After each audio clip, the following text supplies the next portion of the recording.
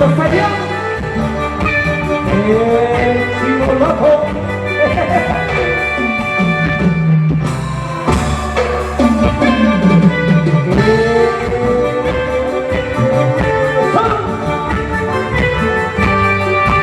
Ahí va el saludo para la familia Colonia Cruz, la familia Cruz de Colonia.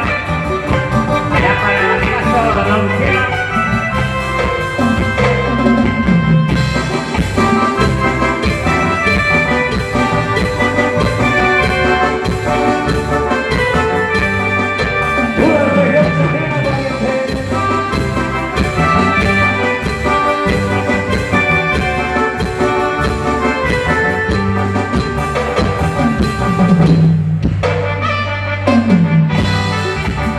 Los saludos cordiales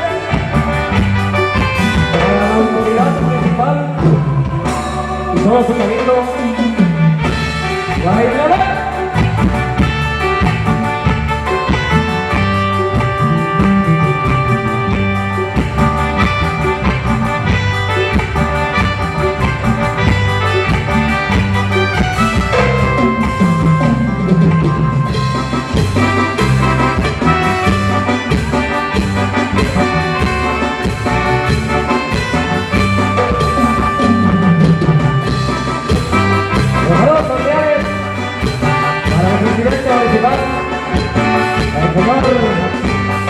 Tomás Vázquez y para el síndico municipal, el señor Rómulo Cortés.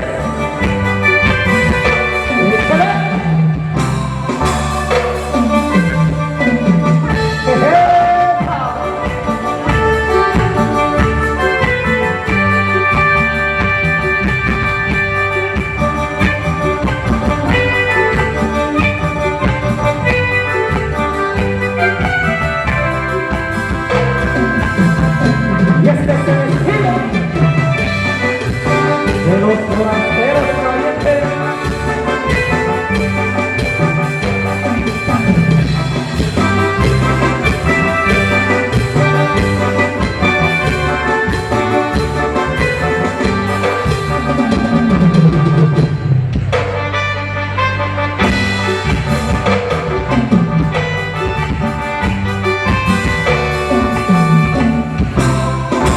¿Y dónde está esa gente de Cieneguilla?